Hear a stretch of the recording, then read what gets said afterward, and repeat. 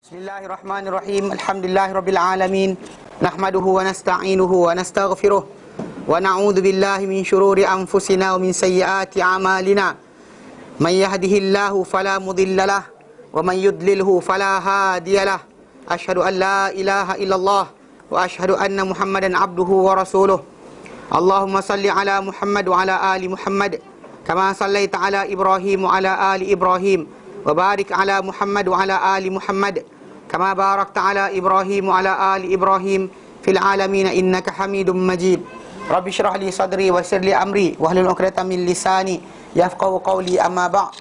Alhamdulillah, kita bersyukur kepada Allah kita dapat lagi bersama untuk kita meneruskan kelas pengajian kita berkenaan dengan tafsir, dan kita alhamdulillah surah Al-Baqarah sampai itu ayat yang ke-239.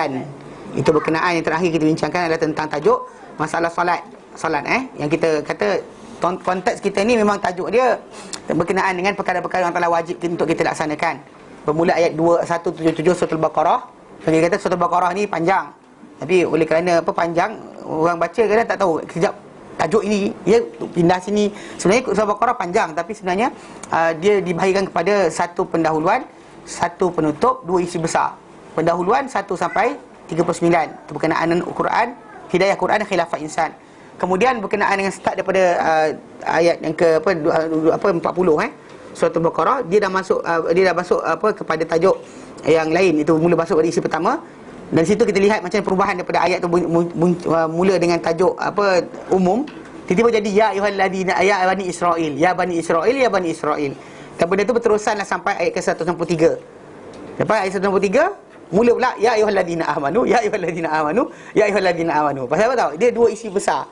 Juzuk pertama surah Al-Baqarah tu lebih berkait dengan tajuk Bani Israel, kenapa mereka layak direntap daripada mereka ni khilafah dan hidayah. Allah tak nak bagi mereka penguasaan, Allah tak nak bagi mereka ni kenabian satu demi satu, silih berganti. Bahkan dalam hadis Nabi SAW dia kata apa? Inna Bani Israel ni yasusumul anbiya. Mereka ni dahulu ditakbir oleh para nabi. Bani Israel dahulu ditakbir oleh para nabi. Setiap kali mana mati seorang nabi, digantikan nabi berikutnya. Dia kata mustahil sesat dia kot kan. Tapi Allah Ta'ala nak beri tunjuk kat situ kepada pengajaran bagi kaum yang berikutnya sebenarnya. Bila kita zaman kita sekarang kita belajar, kita faham bahawa sebenarnya hidayah Allah Ta'ala tadi bukan berdasar keturunan, bukan berdasar kepada bangsa, bukan berdasar pada dia, dan tidak timbul tajuk. Hatta masalah ilmu sekalipun, ilmu ada tapi jahat ada. Serius faham pandai ni ilmu, alim kan, ada sekian-sekian, ada ni kan, tebal-tebal gila, sanad bersepah, tapi jahat ada. Pasal Bani Israel dahulu memang diorang punya dari segi ilmu, peneliti-peneliti mereka ni mengakui keilmuan, dia akan mendalami keilmuan. Okay. Tapi dalam begitu akhirnya dengan sebab ilmu mereka tertipu dengan diri sendiri, mereka berkekalan dalam kata kufur sebab tak nak ikut Muhammad SAW, sebab ilmu mereka kononnya lebih tinggi daripada kadar tersebut. So Allah Ta'ala hukum mereka, Allah Ta'ala tarik daripada mereka hidayah dan khilafah, Allah Ta'ala beri kepada kita. Dan start pada ayat juzuk kedua, saya kulu sufaha tu kan, itu adalah ayat yang berikan penanda aras beralihnya hidayah daripada keturunan Ishak alaihissalam kepada keturunan Ismail alaihissalam. Dua-dua anak Ibrahim, tapi anak cucu anak Ibrahim, tapi yang ini menjadi bapa kepada keturunan Bani Israel, yang ini bapa kepada bangsa Arab. Bukan semua bangsa Arab, mana Arab yang keturunan daripada Ibrahim alaihissalam. Sebab Ibrahim sendiri bukan Arab, Ismail bukan Arab.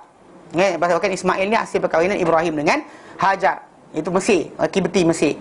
Jadi keturunan mereka, tapi Ismail kahwin dengan bangsa Arab, maka situlah lahirnya keturunan Arab yang panggil Arab musta'rabah, Arab yang jadi Arab.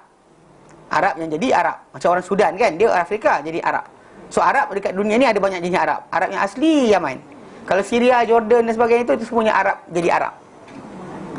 Arab jadi Arab. Arab musta'rabah, Arab jadi Arab. Arab yang asal ada Qahtan dengan Arab Jurhum macam Arab Yaman lah. Arab yang kabilah Adnan tu daripada keturunan Ismail. Kalau ikutkan balik pada asal, Ismail bukan Arab. Tapi bila membesar macam kita zaman kita sekarang lah, kalau kita kata Melayu. Tapi kalau kita kata di Malaysia, kalau orang kata orang keturunan India tapi dah keluarga dia macam mamak di Penang kan, kita panggil dia mamak. Kad pengenalan IC Islam, bangsa mamak mana ada?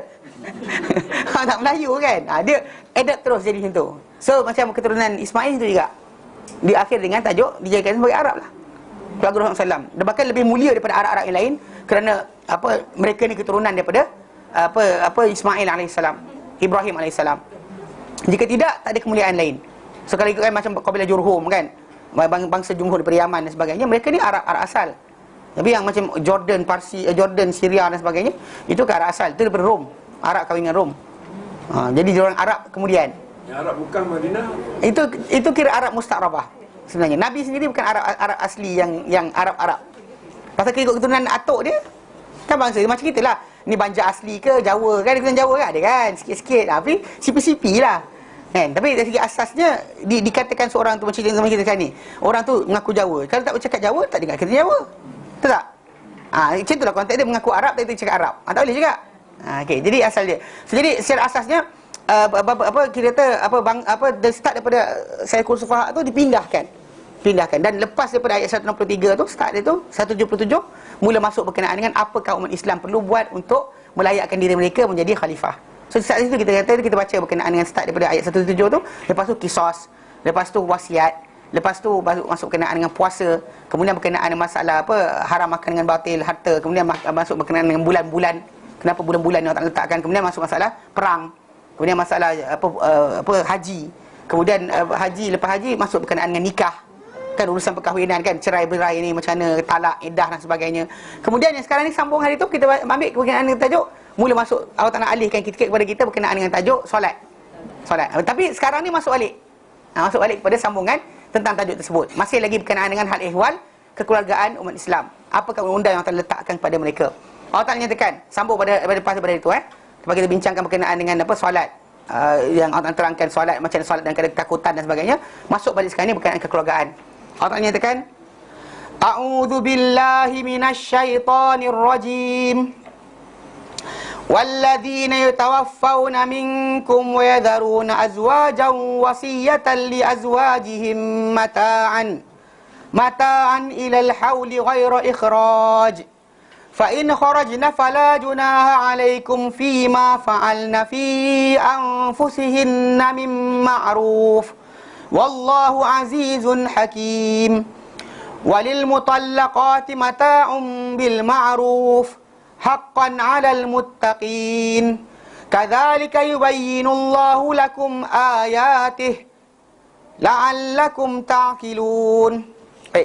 Berkata kebanyakan ahli tafsir tentang ayat 204 240 itu Allah Ta'ala nyatakan walladzina tawaffawna minkum, dan siapa-siapa yang mati dengan kamu ni, wa yadharuna azwajan, dan meninggalkan isteri, mati tinggalkan isteri, wasiatan li azwajihim, mana wasiat untuk isteri mereka ni, mata'il haudi, kena dia sediakan untuk habuan sagwati sehingga setahun, dengan syarat ghairu ikhraj, tak boleh keluar.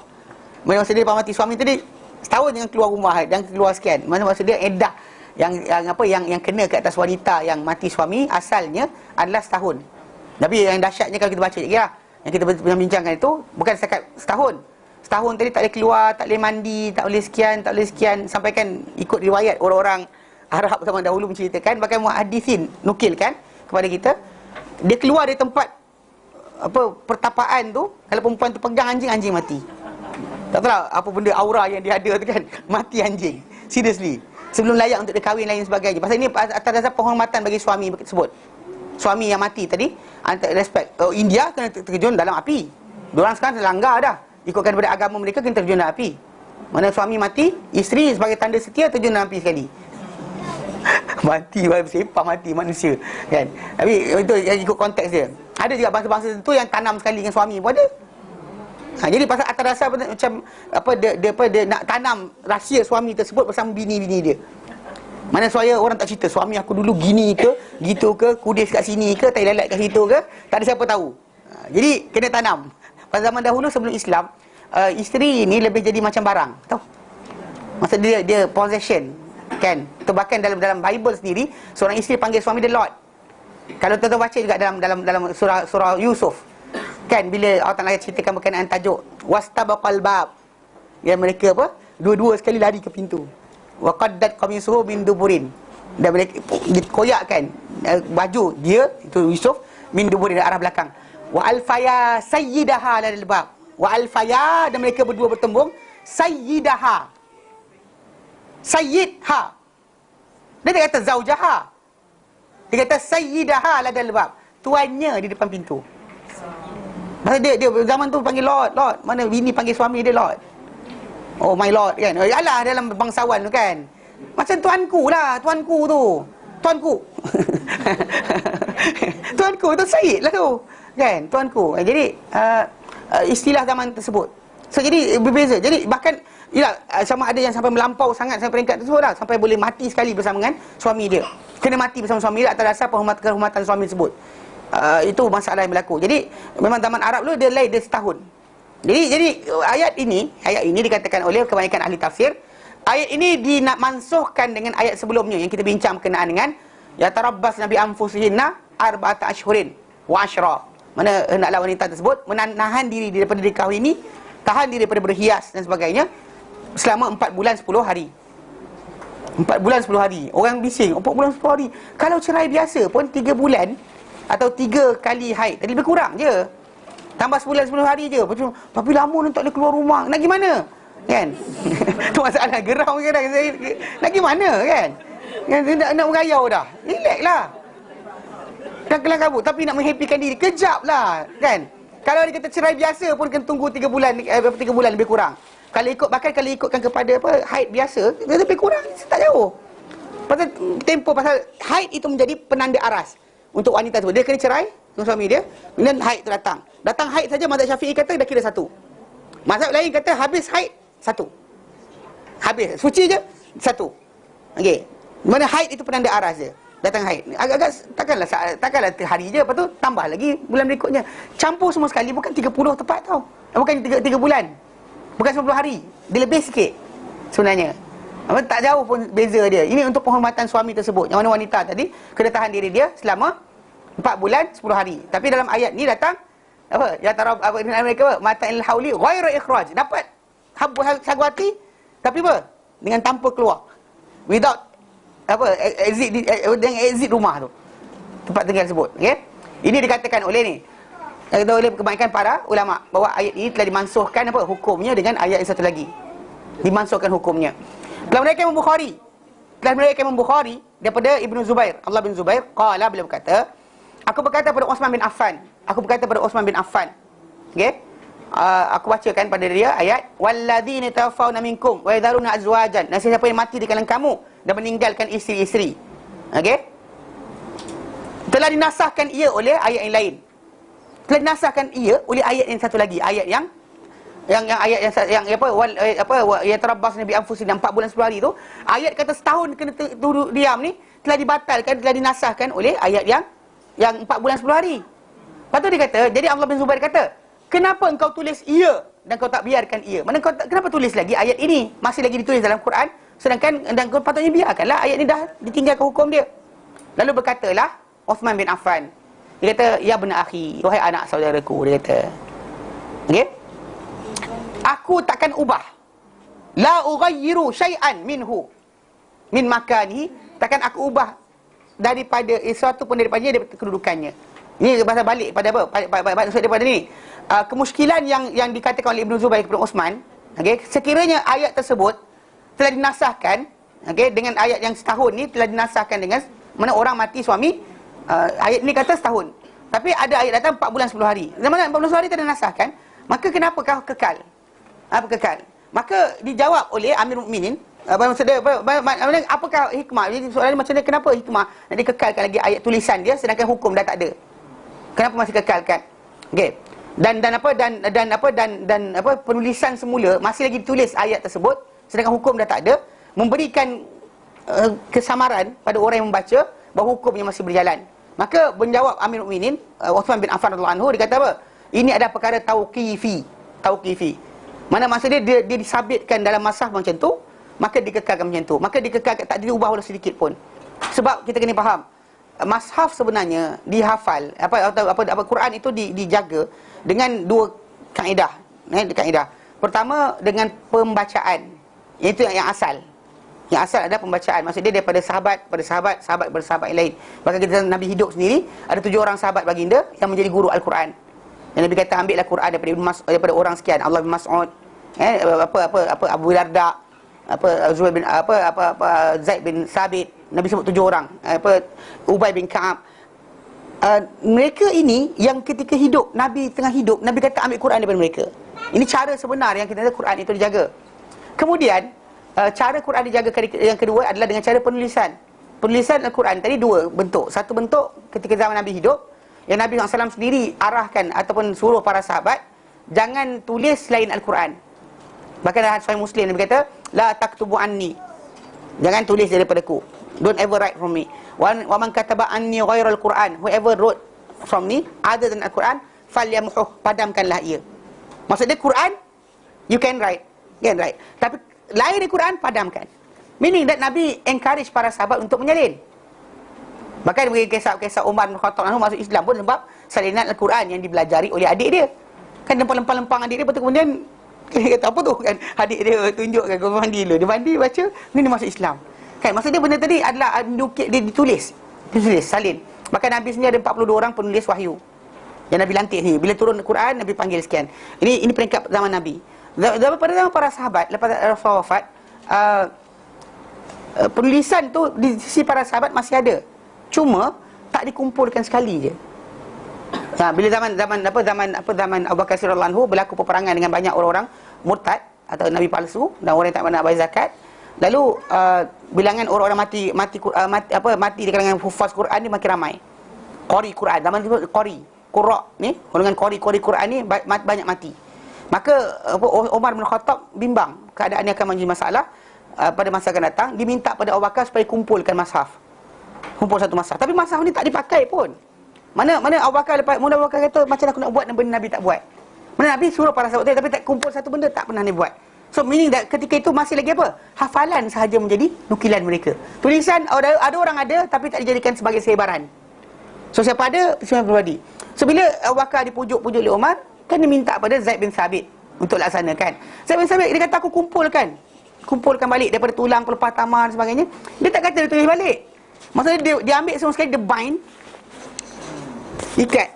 Benda tu tak baca, tak ada pula Abu Bakar baca pagi, Umar baca petang, Osman tak ada.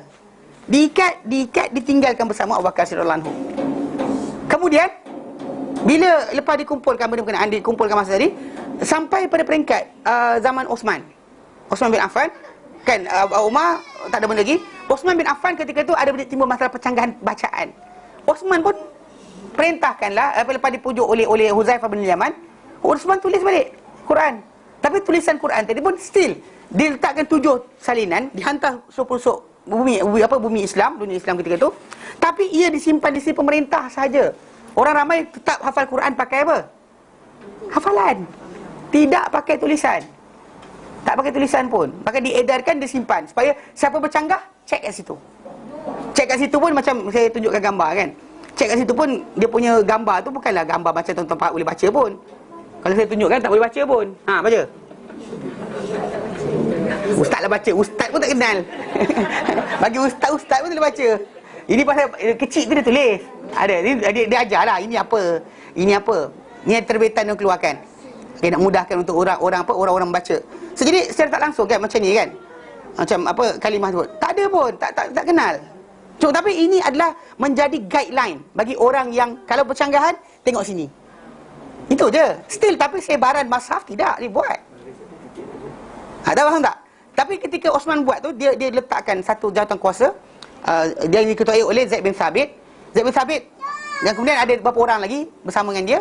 Diorang salin balik Al-Quran. Ketika salin itulah yang ditetapkan letak ayat tadi kita baca ni kan, ayat 240 ni dibaca balik dan ditulis oleh mereka. Ketika itulah Allah bin Zubair kata, kan ayat ni dah mansuh dengan ayat sekian, kenapa tulis balik? Problem sekarang ni pasal apa? Pasal mushaf daripada asal ada. Maksudnya tak dibuang. Kalau Nabi lupakan, Nabi tinggalkan, Nabi buang, kita buang.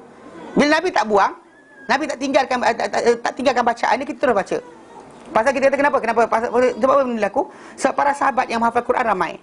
Kemudian yang menjadi penulis Quran wahyu pun ramai. Kalau ni kata dilupakan, pasal dalam konteks ini kita balik pada Al-Quran surah Al-Baqarah, Allah Ta'ala nyatakan ma nansakh min ayatin aw nunsiha. Ma nansakh, juzuk kedua. Ayat yang kekejap.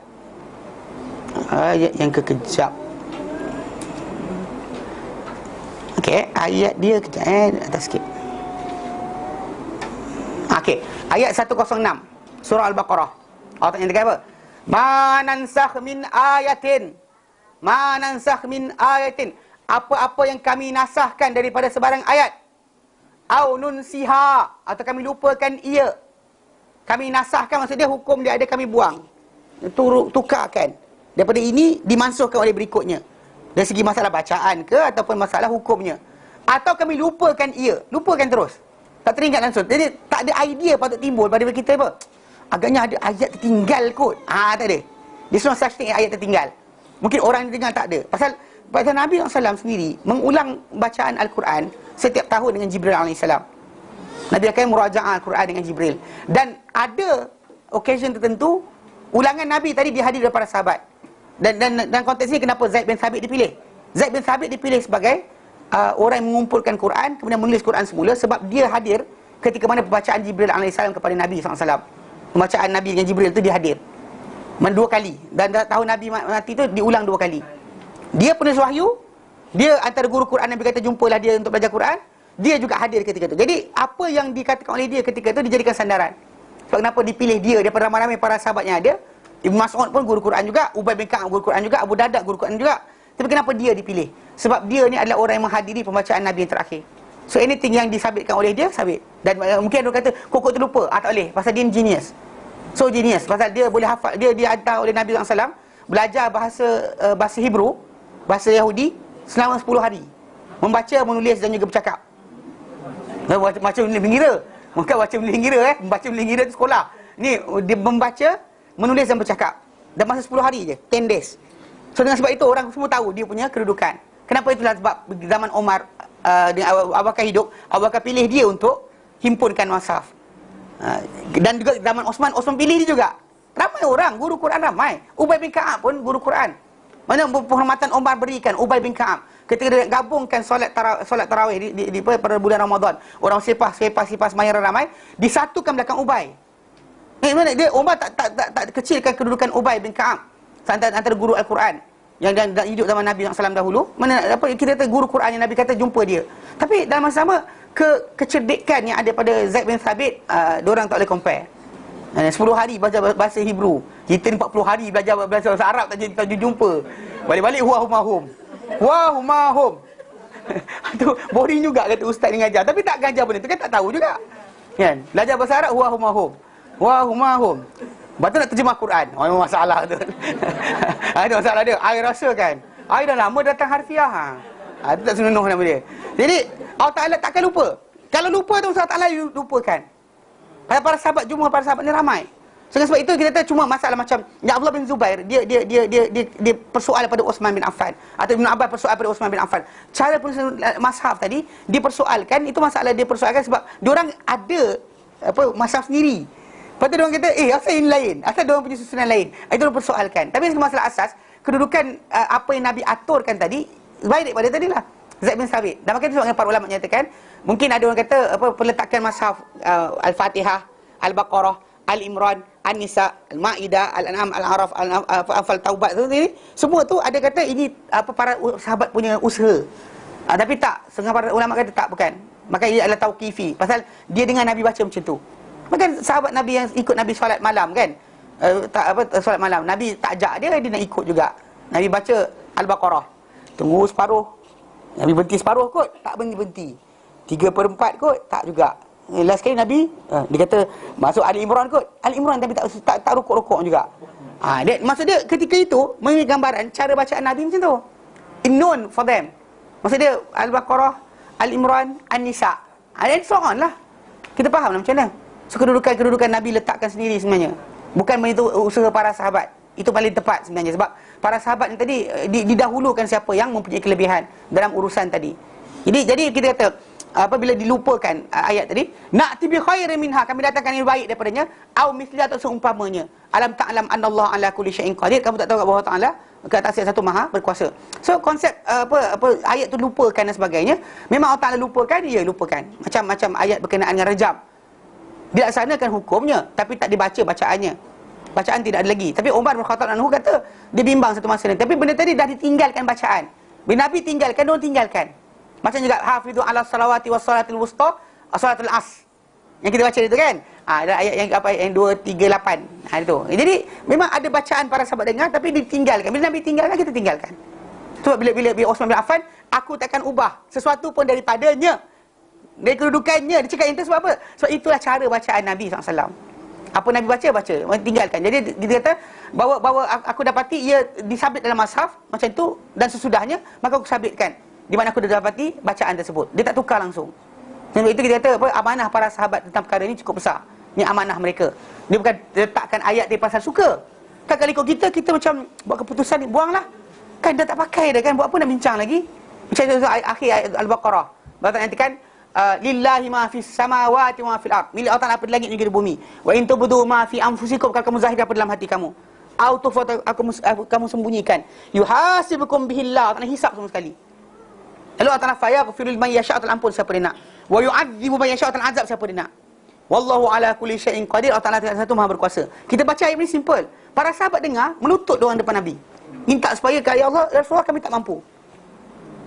Dia orang datang melutut depan Nabi SAW pasal dia orang tahu. Dia orang tak nak kira semua sekali dalam hati. Seriously, kita kena semua. Semua kena.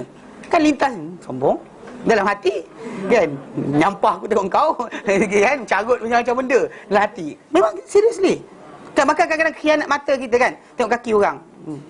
Kan lelaki kan tengok depan tadi pakai kopiah, mata tengok bawah. Yalah kan bawah kan. Kadang tu mata tak ni, tapi ya pengkhianatan mata. Lepas tu hati cakap, comel juga, lepas tu banding. Bini aku je laki macam mana? Habis masalah. Tahu tak? Start from that point dah masalah dah.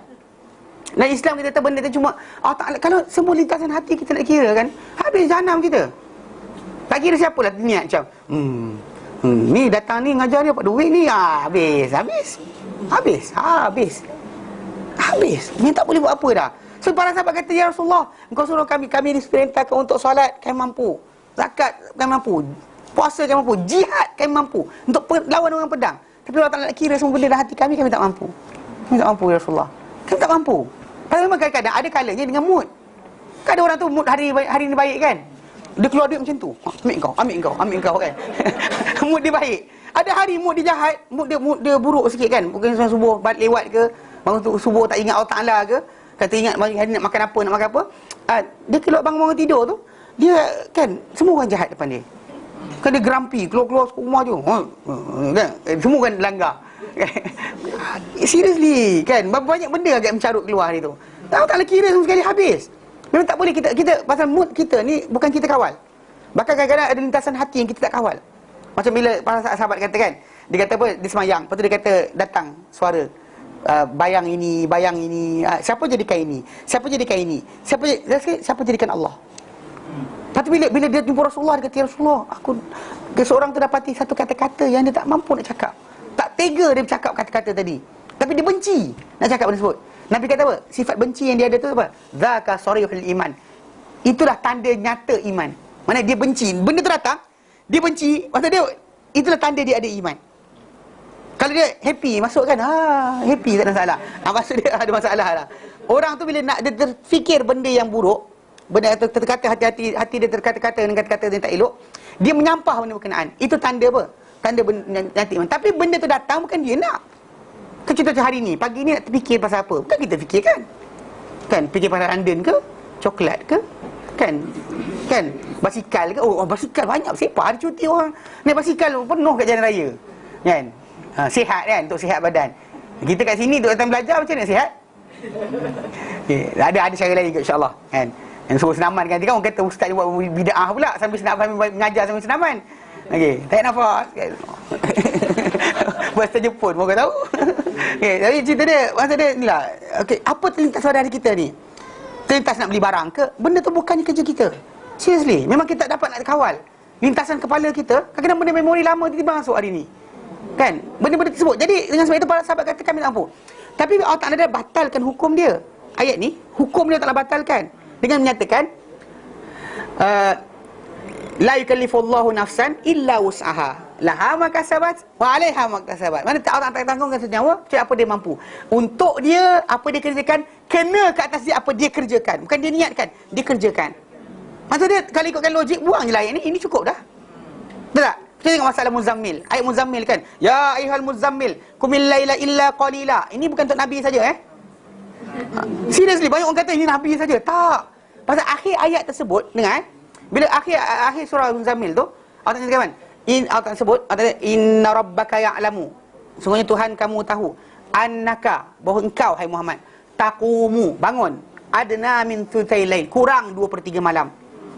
Ni persoalan, ni maksud dia, aku tahulah kau kurang 2/3 malam. Maksud dia, marah ke? Suka ke marah? Marah. Wa nisfahu, separuh malam. Wa thuluthahu, 1/3 malam. Kemudian ujung tu, wa ta'ifatum minal ladzina ma'ak, dan sekumpulan orang yang bersama-sama engkau. Yang bangun tu, kurang 2/3. Kurang setengah. Kurang 1/3. Masa dia Allah Ta'ala itu. Wallahi qadarul laila wan nahar, Allah Ta'ala menetapkan malam dan siang. Alima allan tuhsu, Allah Ta'ala tahu kamu tak mampu untuk melaksanakannya. Fataba alaikum, maka dia boleh taubat ke atas kamu. Masa dia wajib ke sunat? Fataba alaikum, dia boleh taubat ke kamu. Last sekali dia pun ringankan. Faqra'u ma tayassara minal Quran, baca apa yang mudah daripada untuk kamu daripada Al-Quran. Apa yang mudah baca? Qul Allah pun aci. Maksud dia itu konteks dia. Ikutkan awal ayat surah Al-Muzammil, qumil laila, bangun sebelum malam, illa qalil, kena sikit je kau boleh tidur. Nisfahu, separuh malam, 6 jam. Kena bangun 6 jam. Awin kus minhu qalila, ataupun kurang daripada 1/2. Jadi 1/3. Auzid alaihi, ataupun lebihkan lagi. 2/3. Warattil Quran tartila, baca Quran dengan tartil. Tak mampu kita. Allah Ta'ala berikan hukum, kemudian dia ringankan hukum tadi. Dia kata bacalah apa yang mudah. Apa yang mudah daripada Al-Quran. Tapi ikut asal kena bangun sepanjang waktu berkenaan. 2/3, setengah, 1/3. Seriously, arahan wajib. Tu kata, maka Allah Ta'ala bertaubat. Fataba alaikum. Apa dia taubat untuk benda yang sunat? Tak apa sunat, Allah Ta'ala bertaubat. Tak. Benda tu Allah Ta'ala wajibkan. Tapi diringan, nampak hukum tu diringankan. Tapi tak dibuang pun, ya ayuhal muzammil tu. Faham tak? Dikekalkan bacaan tadi. Supaya dalam konteks ini, banyak umat Islam ni boleh belajar. Bahkan pengekalan hukum ni tadi memberikan kepada kita pengajaran supaya kita boleh tahu apa hukum asal, apa jadi berikutnya. Pasal kadang orang tak tahu kes ni. Saya baru ni saya tengok satu rencana berkenaan dengan tajuk. Kalau saya kata, doktor gigi tak boleh jadi tak boleh apa buat iklan. Betul? Doktor gigi tak boleh buat iklan, betul?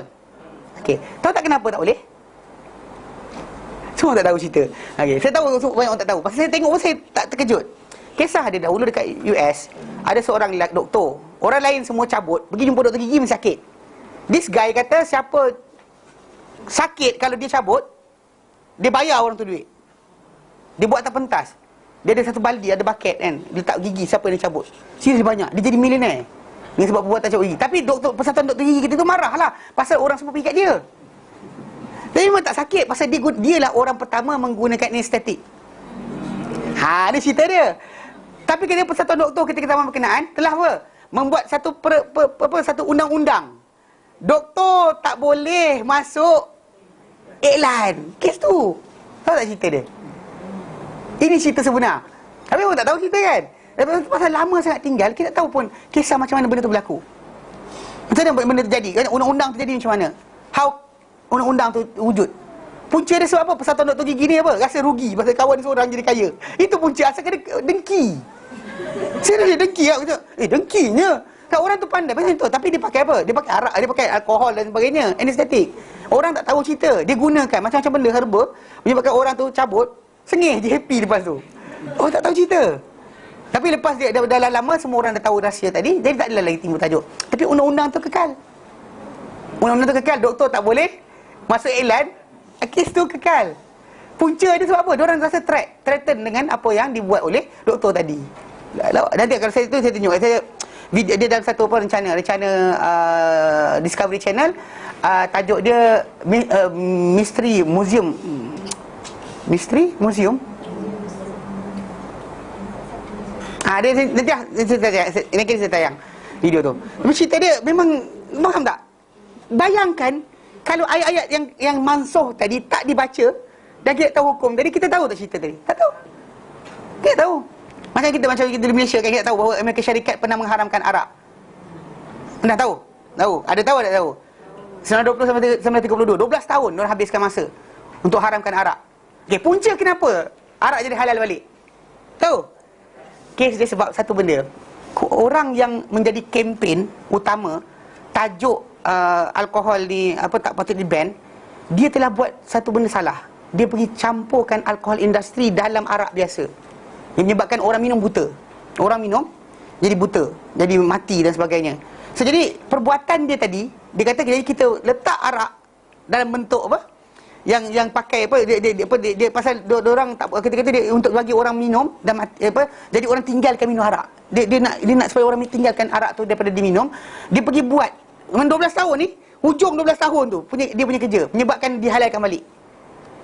Pasal perbuatan dia masukkan buat chemical, mana arak industrial alkohol industri daripada petroleum tu dimasukkan dalam minuman dan dicampurkan sebagainya, lalu orang minum mati. Start from that point orang ingat kan tadi, sedangkan kongsi gelap lagi tak kisah benda tu.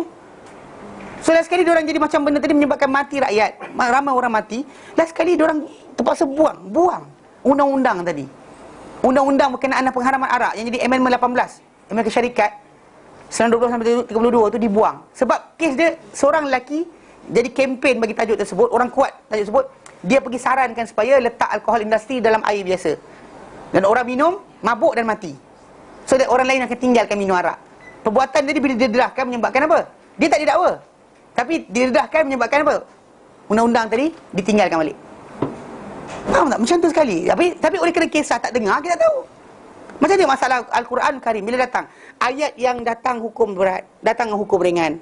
Ayat berkenaan asal tradisi orang Arab datang dengan hukum Islam yang lebih elok lagi baik. Kalau tak ada perbandingan kat situ, mungkin kita tahu pun adanya perbezaan. Kita ingatkan bahawa benda tersebut, macam ayat berkenaan dengan warisan harta. Kita ingatkan warisan harta besar perempuan dapat. Originally perempuan tak dapat langsung. Originally mana-mana bangsa dunia ni tak ada perempuan dapat sebenarnya. Mana kalau Perancis, dia bini nak ada barang, nak jual barang, beli barang, sampai sekarang pun kena minta izin suami. Until now, suami bini tak ada duit kan. Kalau dia kahwin, kena nak beli barang kan, dah jual harta ke, kena ada persetujuan suami dia. Pasal balik pada asal. Tapi secara asalnya dalam Islam, kita kata dahulunya sebelum daripada Islam datang, yang mewarisi harta laki je. Dan kemudian yang mewarisi harta hanya orang-orang dewasa saja. Budak-budak tak dapat harta. Engkau anak yatim, tinggal lantak engkau lah, dia kata. Tak dapat. Macam kita tengok dengan mudah lah, Datuk Nabi kaya, katalah kaya. Okay, tapi bila dia mati, kalau dia kata harta tadi, kenapa Nabi tak dapat harta dia? Dia banyak kes dekat situ. Siapa tua, siapa sekian. Bahkan zaman dahulu anak sulung je dapat. Anak nombor 2, 3 tak dapat. Dia take over terus. Dia born right, birth right.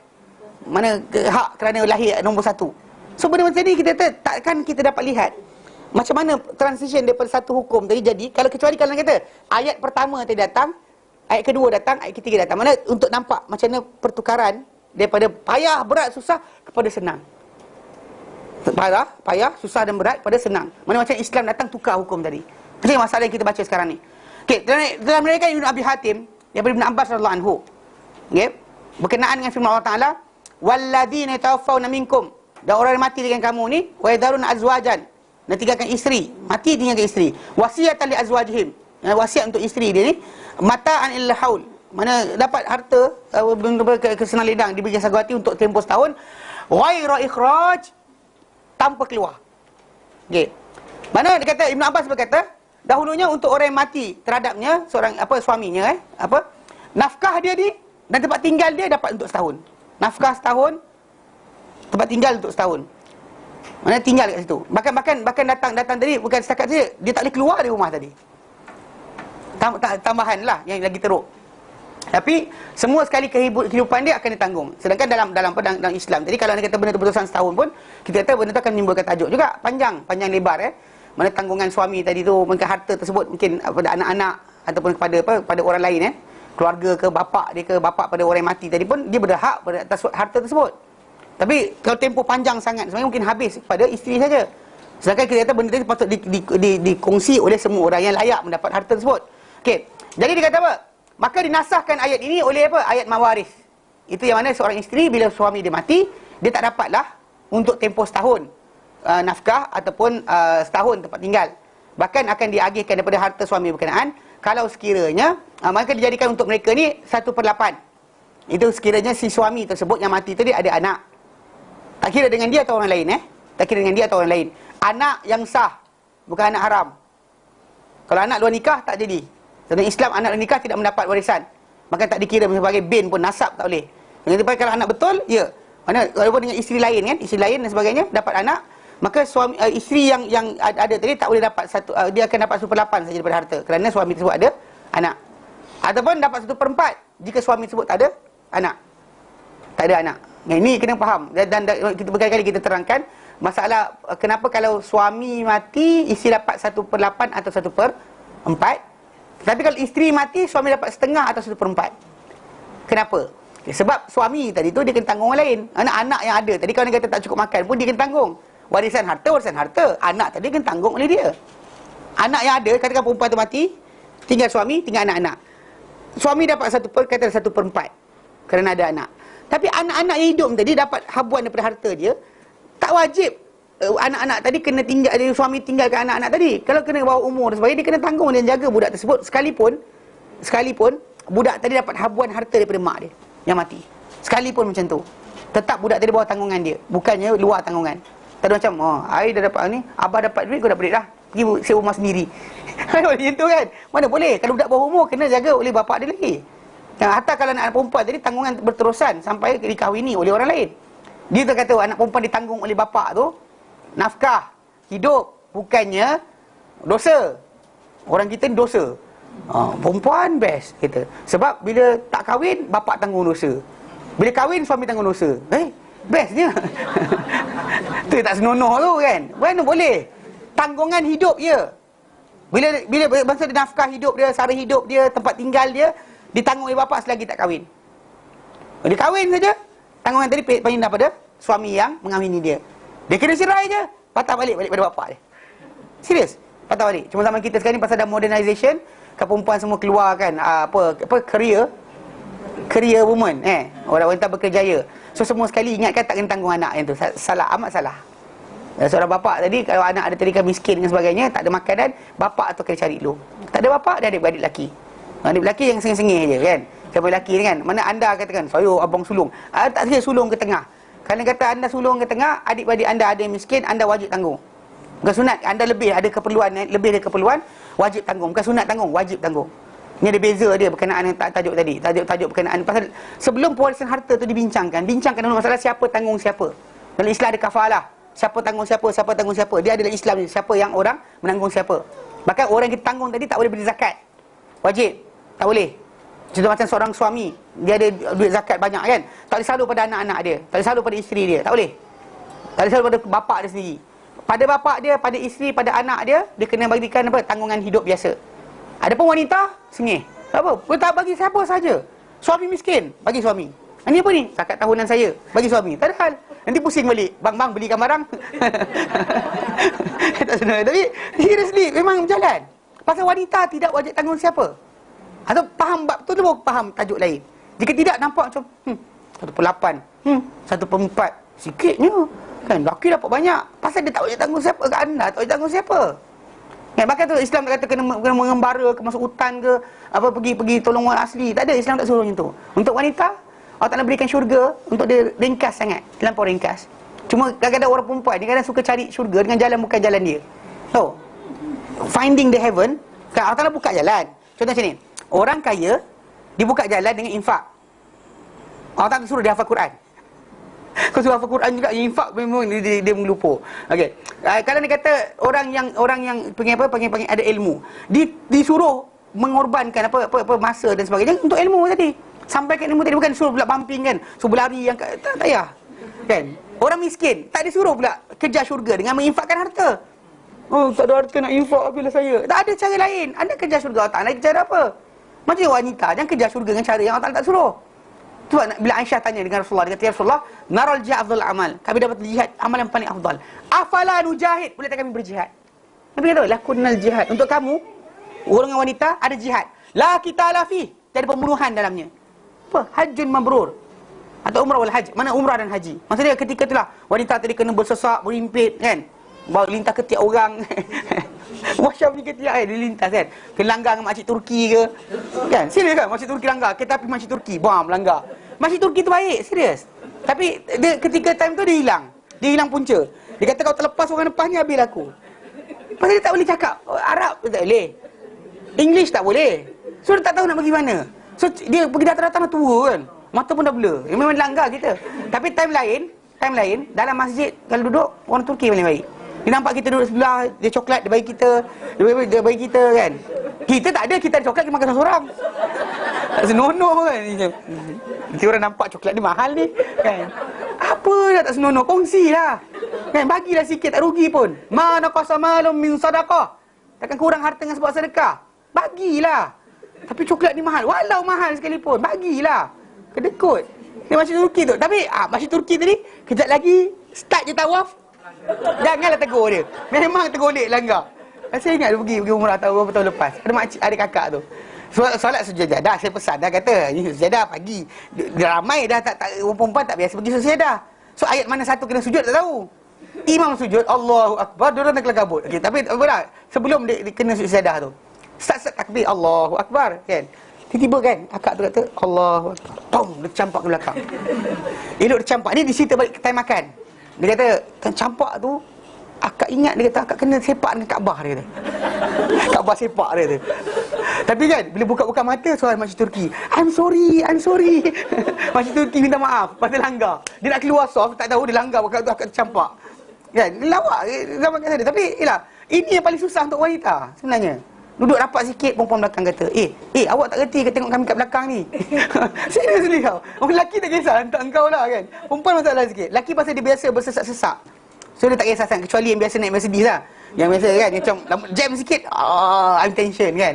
Sampai ada saya ingat ada kawan saya cerita apa. Dia tanya, ada tak ustaz? Kita naik helikopter pusing-pusing, Allah Akbar, campak jamrah tu. Kita akan Allah Akbar. Tak macam tu je. Minta benda tak senonoh kata. Kan dia minta, kok ada kereta lintas ustaz kan macam boleh lintas kereta balik mana 1 2 3 4 7 lari. Dia nak macam tu.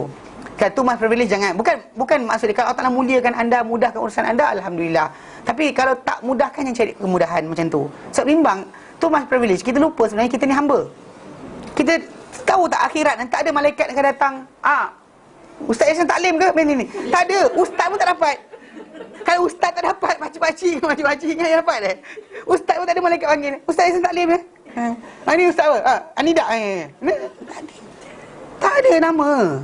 Sampai sana kita tak ada orang lah. Bukit telanjang kita. Semua orang tak ada pangkat, tak ada kedudukan.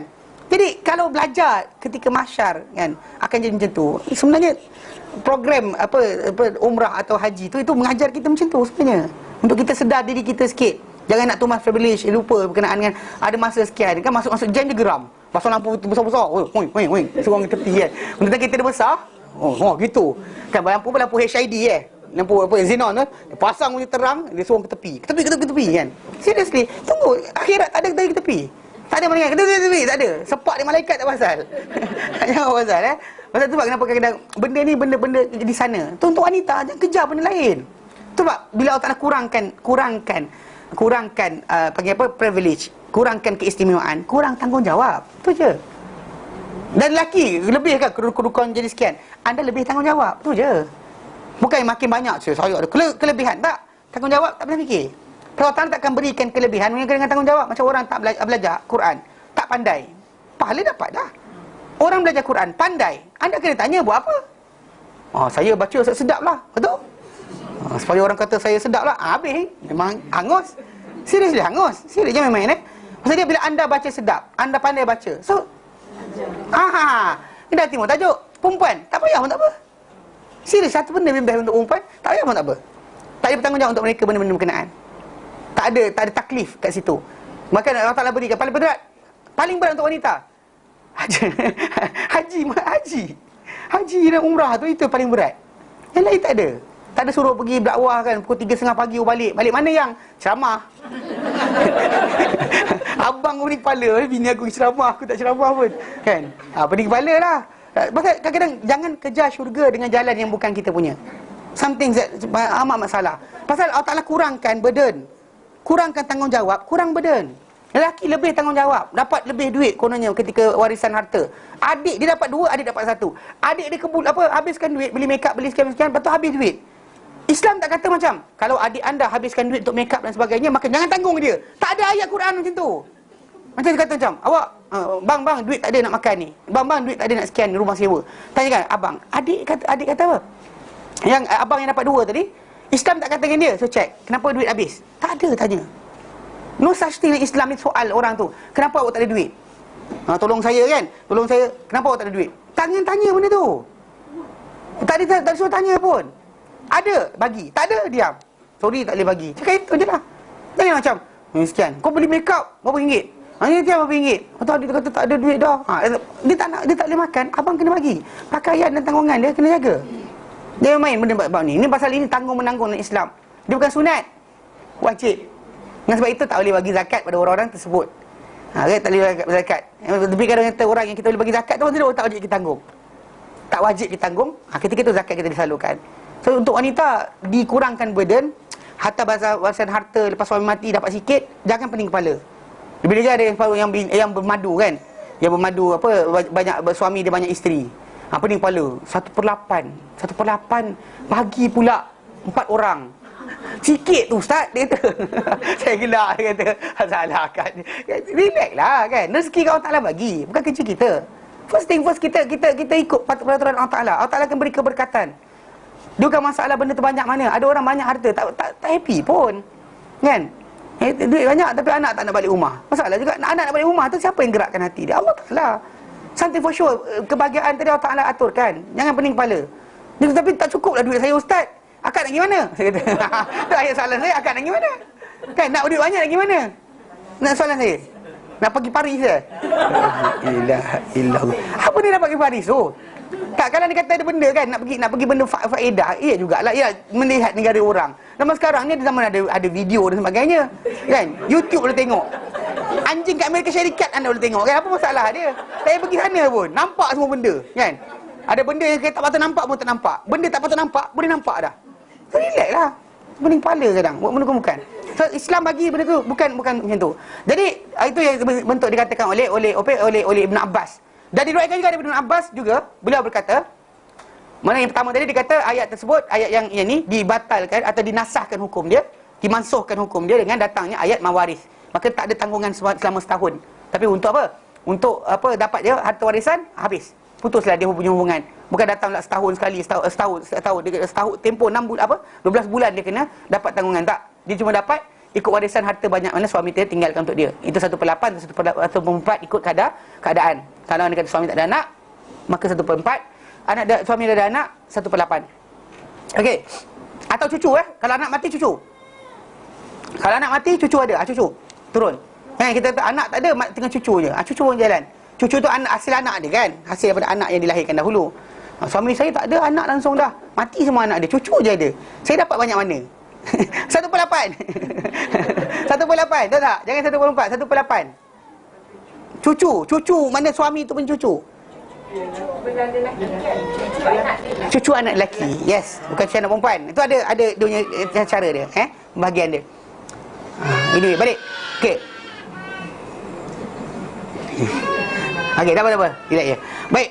Okey, jadi dia kata okey, dan Ibn Abbas juga berkata, dahulunya seorang lelaki apabila mati dan meninggalkan isterinya, isteri tersebut akan bereddah, tahan diri selama setahun dalam rumahnya, rumah lelaki tersebut. Dan akan dibelanjakan ke atas wanita tersebut daripada harta lelaki itu untuk tempoh setahun, makan dia, pakai dia dan sebagainya. Tapi itulah kita konteks dia tak boleh keluar. Yang ada kata tak boleh keluar tu kan, memang timbul tajuk. Bila ada seorang wanita ada persoalan Nabi berkenaan dengan tajuk iddah ni 4 bulan 10 hari ni, ada kata lama sangat dan sebagainya. Nabi kata kamu dahulu ketika zaman jahiliah, kamu kena tahan diri setahun, tak boleh keluar, tak boleh sekian, tak boleh mandi, dan akhirnya atas saya kata punyilah kan, tak boleh berhias dan sebagainya atas dasar respect pada suami tersebut. Keluar dari tempat berkenaan lepas tahun, pegang anjing mati. Yang para ulama kata pegang anjing akan mati. Pui banyak mereka organisme tu lah, aura dia duduk lama tu kan, tentu dengan tak mandi tak tahu. Bulu ketiak macam mana wallah alam. Setahun dia kisah. Bulu hidung dan sebagainya kan. Jadi kita tahu benda-benda berkenaan ini adalah kadar zaman jahiliah. Ya, kita kata teruk dah kan. Balik pada orang Hindu lagi teruk. Terjun straight. Cina ada tanam sendiri, gundik-gundik sekali dengan raja tersebut. Tanam terus. Mesir pun macam tu. Mana raja tu mati, pengawal dia kena ikut sama. Pengawal pengiring kena mati sama. Tahu kan? Ini saya bagi tahu. Atau saya beritahu. Jadi itu tradisi mereka. Yang Arab punya ni pun rasa buruk dah, tapi ringan banding yang lain. Tapi Islam lagi ringan dari itu. Macam-macam, bahkan dalam apa Kristian punya fahaman pun janda tak boleh kahwin Tak tahu cerita Oh, nanti saya tunjukkan. Diorang tak boleh. Dia pasal macam bagi diorang kahwin, cerai. Kalau perempuan tadi dah diceraikan, dia kahwin dengan orang lain, perkahwinan kedua tu adalah penzinaan. Tak tahu cerita ni masalah, nanti kita beritahu. Kan diorang dalam Katolik, dia tak boleh cerai. Dalam Katolik tak cerai. Protestan ni baru. Protestan 1700 lebih, 1800 lebih berwujud. Dia sebagai Protestan, nama Protestan. Dia protes kan? Dia protes terhadap Katolik punya fahaman. Fahaman Katolik tak boleh cerai. Antara benda yang berlaku adalah Raja England yang keberapa, dia nak kahwin kan? Lepas tu nak kahwin, dia kahwin dengan asalnya keluarga dikahwinkan dengan puteri Spanyol. Dapat anak, tapi puteri Spanyol tua dia. Padahal dia ada gundik dia nak kahwin sangat. Nak cerai kan tak boleh. Nak kahwin dua tak boleh pula. Itu masalah juga tu. Kalau boleh kahwin dua kan selesai masalah. Dia terpaksa tukar agama, tukar fahaman untuk bolehkan dia cerai bini pertama, ambil bini kedua. Ini kisah benar. Mana mereka tak boleh. Mereka dalam agama Kristian ni konon macam dia hanya kahwin sekali je, tak boleh kahwin dua kali. Kahwin kali kedua tu dah kira salah. Dan ni yang best bila Jimmy Swaggart, salah seorang pendakwah Kristian yang didebat dengan Ahmad Didat berkenaan dengan Quran, berkenaan dengan ketuhanan Isa dan sebagainya. Dia gelak pada Ahmad Didat. Saya ingat lagi cerita tu. Dia kata Ahmad Didat, dia kata we Christian kan, tak boleh. Dia kata korang ni, dia kata sini, dia kata Ahmad Didat betulkan saya. Dia kata orang Islam ni boleh kahwin 4, dia kata boleh until 4, dia kata. Kami Kristian ni hanya boleh 1 je. So kena pilih yang terbaik pada sekali. Lepas tu Ahmad Didat gelak. Dalam 2 tahun lepas tu dia kena tangkap. Rupanya dia pergi pelanggan prostitute untuk So Ahmad Didat kata the best is not best enough, dia kata. Ahmad Didat awal dia ada satu video tu, dia buat kata-kata dia sebagai waktu dia jawab balik. Pasal korang gelakkan kami, dia kata. Kamu gelakkan berkenaan dengan poligami, kamu gelak atas diri kamu sendiri. The love bukan pada kami, dia kata. Sebenarnya tak ada penyelesaian. Dia kata kalau ketika tahun 80-an tu, dia kata kalau semua orang di Amerika Syarikat kahwin, semua kahwin seorang satu, ada 6 juta tak kahwin. Nak buat macam mana? 6 juta perempuan tak kahwin. Nak salur ke mana? Okay, macam kalau ikut apa Zakir Naik kata, public properties ke? Public property kan, dia tak boleh ditanggung siapa pasal semua orang kahwin seorang satu, so ada sekian-sekian juta. Itu kalau dekat Amerika Syarikat. India macam mana?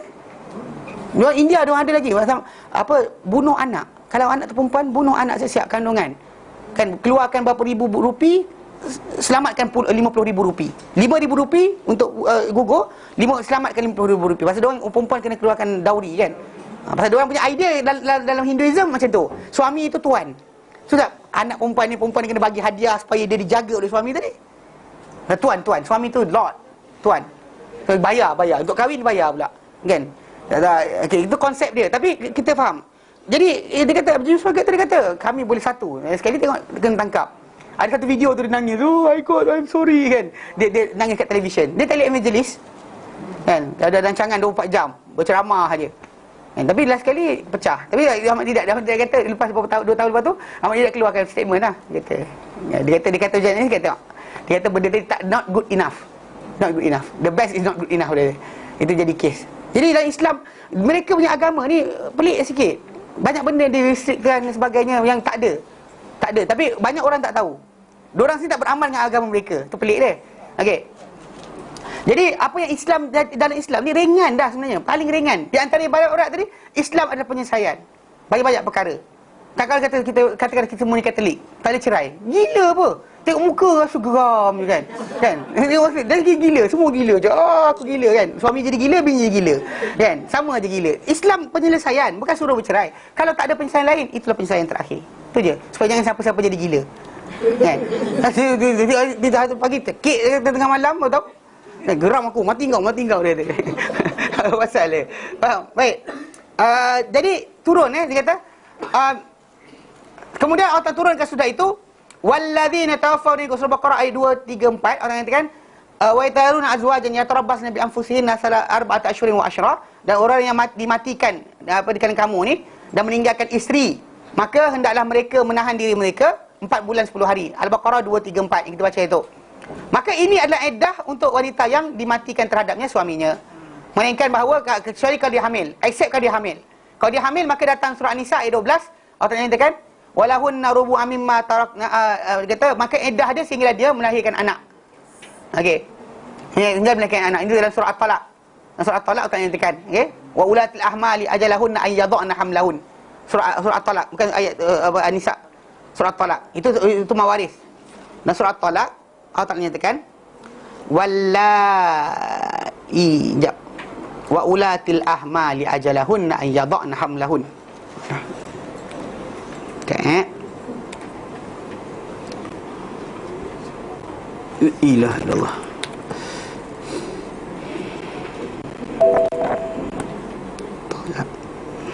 Okey.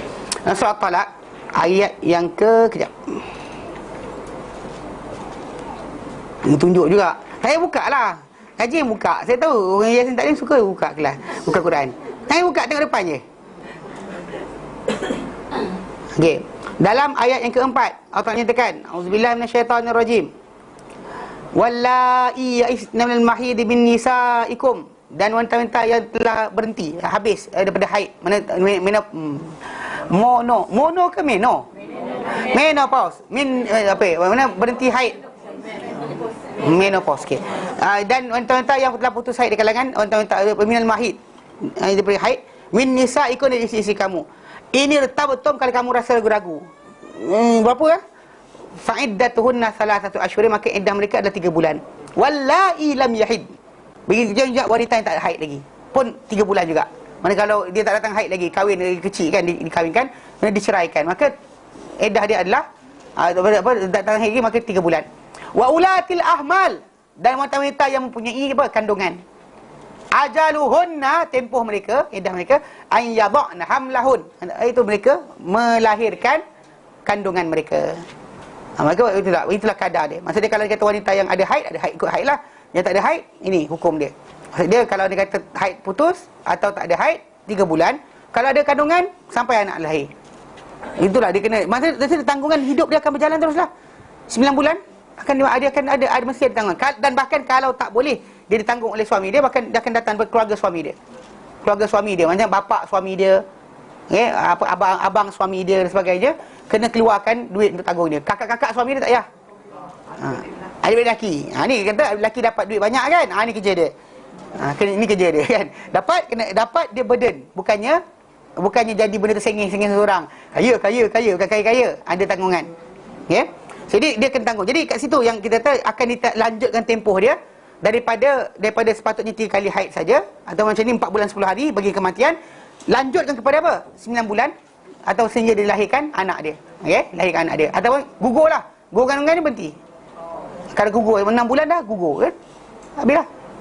Habis Baik. Dan Allah Taala firman dalam Al-Quran dan surah Nisa ayat ke-12, Allah Taala nyatakan walahunna ar-rubu' mimma taraktum.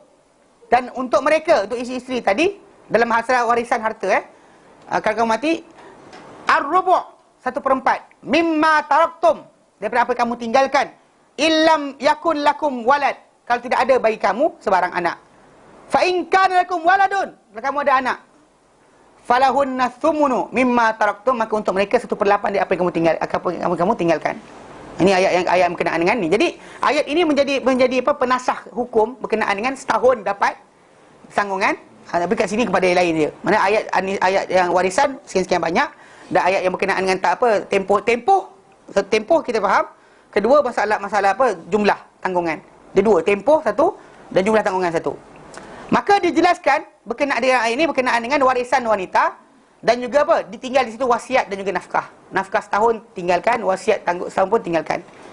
Dan firman Ta'ala kat situ dia kata wasiyatan li azwajihim, mana ini adalah satu arahan, satu wasiat untuk isteri-isteri mereka.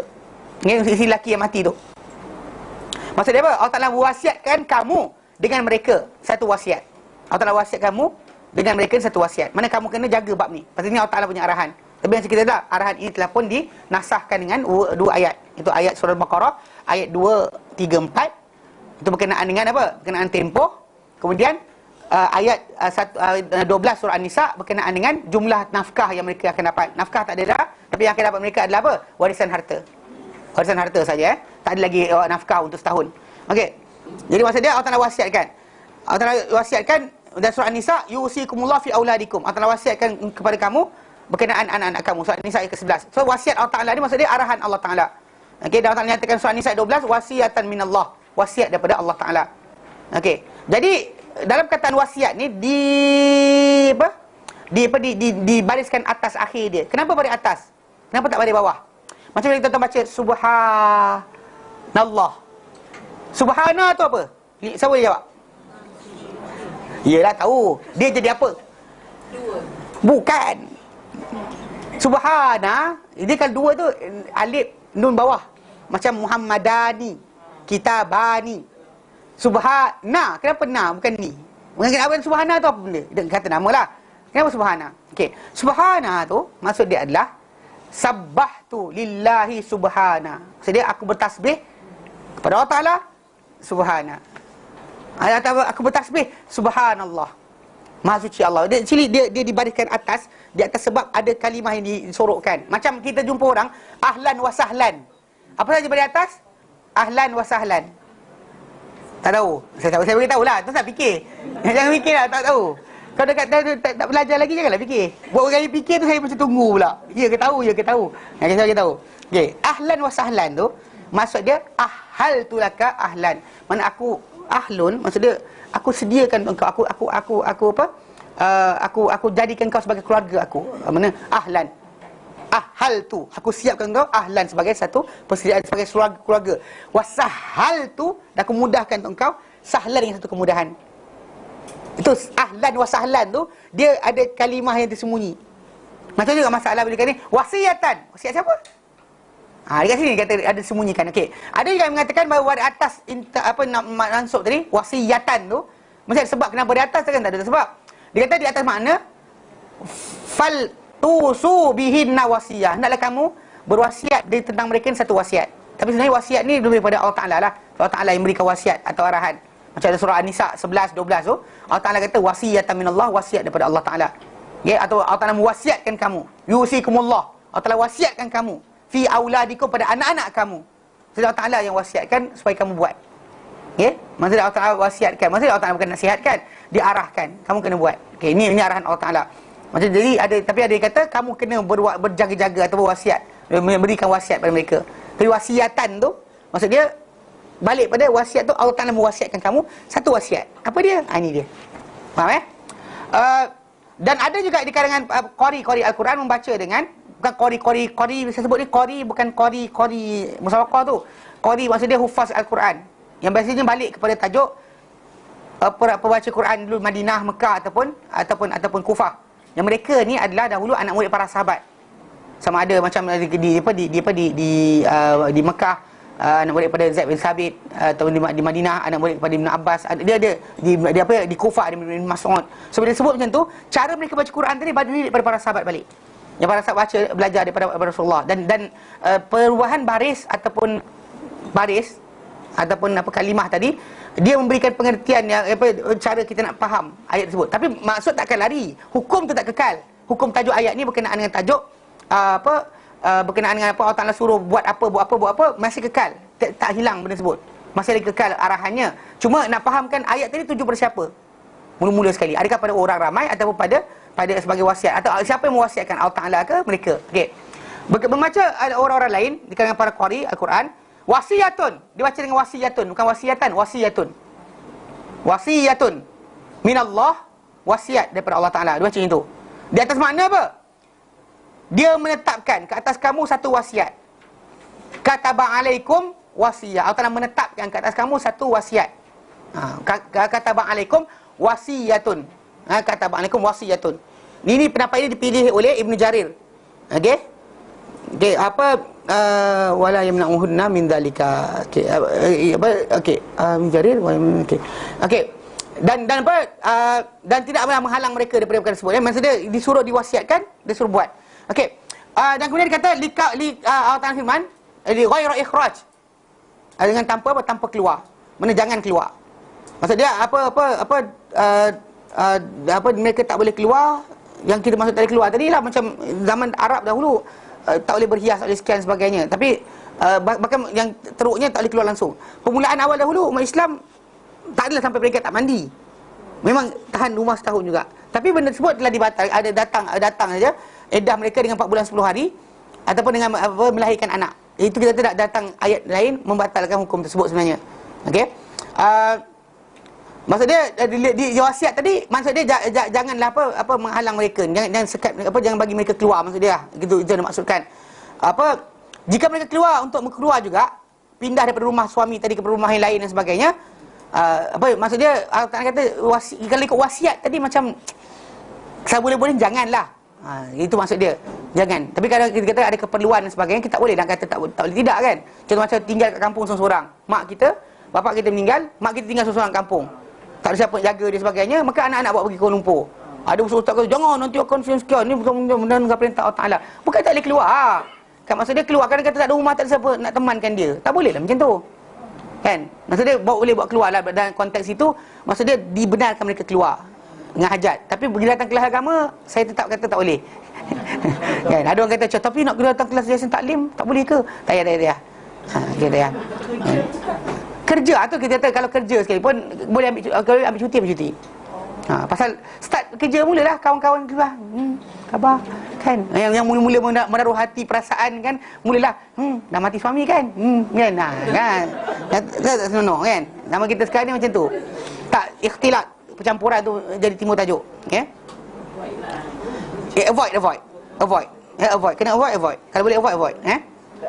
Kerana Allah firman kan, kata fa in kharajna, kalau mereka keluar juga. Pasal dimasukkan sini, maksud dia benda tadi bukanlah maksud dia mandatory. Sampai peringkat kalau keluar tu kena dia tak. Pasal Allah kata fa in kharajna, kalau mereka keluar juga, fala junah alaikum, maka tak salah ke atas kamu fi ma fa'alna fi anfusina ma'ruf, pada apa mereka berbuat pada diri mereka daripada kebaikan. Benda elok mereka buat tak apa. Kamu tak salah kata. Dan ini adalah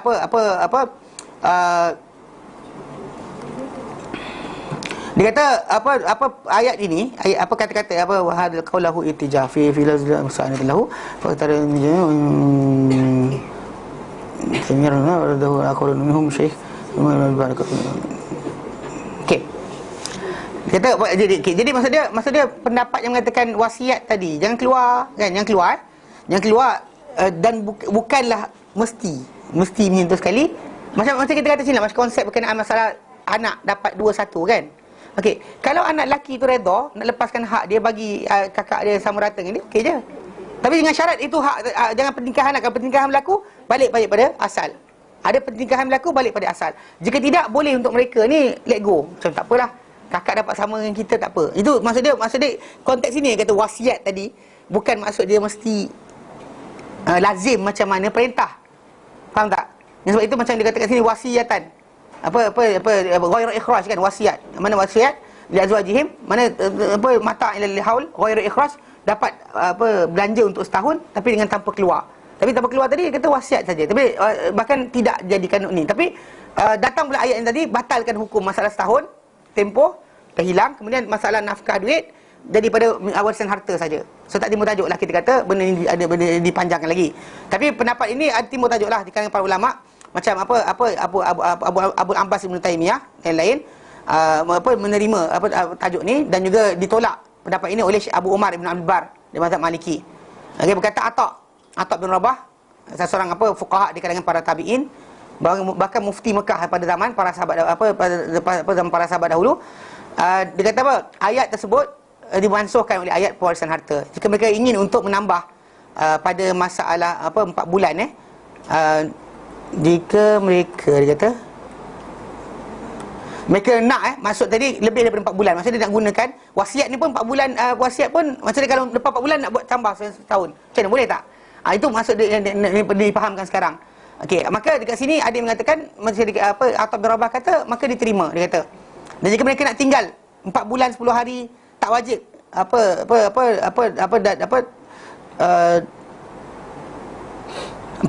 dan jika mereka nak tinggal 4 bulan 10 hari tidak wajib pada harta peninggalan mayat. Okey, macam ni. Dalam masalah bila 4 bulan 10 hari tadi dia nak tinggal di rumah tersebut, okey, warisan harta dapat kan? Okey, tinggal tanggungan macam mana? Tanggungan hidup tadi. Ini masalah dia. 4 bulan 10 hari tadi kalau ikutkan sebenar memang katakan rumah tu nak dijual atau rumah sewa dan sebagainya, kena tak dapatkan lagi. Pasal dia dah dapat warisan harta. Ada tak sahabat hati lain selain warisan harta? Itu masalah dia. Kalau dia kata dia kena tinggal kat rumah tu, siapa nak kena tanggung? Itu timbul tajuk. Jadi ada mereka berpendapat bahawa di sini adalah pencanggahan di kepada para ulama. Pasal warisan harta dapat dah. Tempoh daripada setahun pindah pada 4 bulan 10 hari. Tapi 4 bulan 10 hari dia kena tinggal tu dalam rumah berkenaan. Siapa nak bayar? Adakah dia kena keluar duit dia sendiri? Itu masalah dia. Itu masalah pasal dia tak wajib tanggung duit dia sendiri. Tak wajib untuk dia keluarkan duit dia sendiri untuk menanggung tinggal di rumah yang mana suami dia mati tadi. Itu masalah yang timbul. Jadi kalau kata adakah kena potong siap-siap daripada harta warisan? Itu masalah ni. Jadi di sini ada menjadi tempat percanggahan para ulama, para imam dan kedua-duanya pendapat ni dua pendapat bagi mazhab Syafi'i. Mereka mewajibkan untuk dapat wajib sukna, dia kena dapat tinggal wajib dapat tempat tinggal pada tempat suami dia rumah suami dia meninggal tu. Mengikut riwayat Imam Malik dalam Muwatta beliau daripada Zainab binti Ka'ab bin Ujrah bahawa Furai'ah bin Malik bin Sinan dia ni adalah adik kepada Abu Sa'id Al-Khudri. Okey. Dia telah beritahu bahawa dia datang kepada Rasulullah SAW menanyakan mengenai dengan untuk kembali pada keluarga dia itu di Bani Khudrah. Suami dia mati, dia kena balik, minta izin Rasulullah nak balik pergi keluarga dia di Bani Khudrah. Okey. Kerana suami dia lahu fi talabi abudin lahu abqa'u hatta idza kanu fi tarfi lahu. Okey. Jadi suami dia pergi keluar, dia kata suami dia keluar untuk pergi kejar hamba dia lari. Kemudian bila kejar sampai perjalanan hamba dia bunuh dia. So suami dia matilah. Okey. Jadi sekarang dia minta izin kepada Nabi untuk balik. Pasal dia bukan asal keluarga situ. Suami dia mati, so sekarang nak balik. So ni pasal kes masalah tempat tinggal dia macam mana. So Nabi SAW kata kepada dia, dia kata aku tanya Rasulullah SAW untuk aku kembali kepada keluargaku di Bani Khudrah. Okay, Abu Sa'id Al-Khudri kan, adik dia, ini adik dia. Lalu kerana suami aku tidak meninggalkan aku tempat tinggal yang dia miliki dan tak ada nafkah tak ada, tempat tinggal tak ada. Suami dah mati dah ni. Yang dia akan dapat ialah urusan harta, tapi sekarang suami tak tinggal apa benda pun. Tempat tinggal tu pun tak ada. So macam mana? So Nabi berkata apa? Naam. Nabi kata ya. Nabi izinkan dia balik kepada keluarga dia di Bani Khudrah. So sekarang kata ada dapat sekalipun harta, dia tak kena balik ke sana lah. Okey, lalu dia pun pergi. Sehinggalah bila sampai bila sampai kan, dia lintas bilik Nabi SAW nak keluar. Tiba-tiba Nabi panggil. Okey? Nabi panggil dia. Lalu dia kata, macam mana kau cakap tadi? Kaifakulti? Nabi suruh dia ulang balik kisah. Lalu dia pakai ulang kisah balik. Dia kata, aku punya suami mati, tak tinggalkan aku nafkah, tak tinggalkan tempat tinggal. So sekarang ni kan dia kena 4 bulan 10 hari tak boleh keluar rumah suami berkenaan. Masa sekarang tempat tinggal pun tak ada. So macam mana? Okay, jadi Nabi ulang balik, dia ulang balik. Faradtu alaihi qisad, apa yang aku sebut dengan sebab urusan suami, keadaan suamiku. Nabi berkata apa? Tinggallah engkau dari rumah engkau sehingga apa? Sampai kitabul ajalah. Sampai tempoh ajal, kita maksud dia 4 bulan 10 hari sampai baru kau boleh keluar. Jadi dia kata apa? Lalu dia kata aku pun beredah dalamnya 4 bulan 10 hari. Okey, lalu dia berkata, lalu apabila Uthman bin Affan utuskan kepadaku, okey, utus kepadaku tanya berkenaan perkara tersebut, lalu aku beritahu dia dan dia ikut aku dan dia hukum, Uthman bin Affan hukum dengan perkara tersebut. Maksudnya dia mestikan wanita tinggal di rumah berkenaan, tak boleh keluar. Ini pendapat yang lah pasal kes kita dah ada tempoh daripada setahun tinggal 4 bulan 10 hari. Wanita tadi dapat nafkah setahun, dapat apa? Warisan harta saja. Sekarang ni tempat tinggal dia macam mana? So masa dia first Nabi kata balik, tiba-tiba Nabi kata ulang sekali lagi. Dia kata sekarang Nabi kata kena tinggal juga. So ini pendapat pertama. Nanti kita bincang kemudian berkenaan tajuk tersebut. Okey, baik. Tak ada sambung lah, ni kan zuhur. Baik, wallahu a'lam. Ada soalan? Ustaz, ya. Ustaz kata 240 kan, ayat yang dimaksudkan kan. Terus? And then yang 41, 42, 241, 42 tu? Macam mana? Yang 241, 42 tu dia masuk. Kita tak bincang habis lagi. Tunggu. Ya. Kita bincang sampai 20 pasal dia kat situ ada dia punya tajuk dia. Tajuk yang berkenaan dengan tu telah dibatalkan dengan tajuk ayat lain. Nanti kita bincang. Ya, betul. Di satu batal tempoh, satu batal nafkah. Okey. Baik, berhenti sini wallahu alam. Sallallahu ala sayyidina Muhammad. Alhamdulillah alamin. Subhanallah anta astaghfiruka. Assalamualaikum warahmatullahi taala wabarakatuh.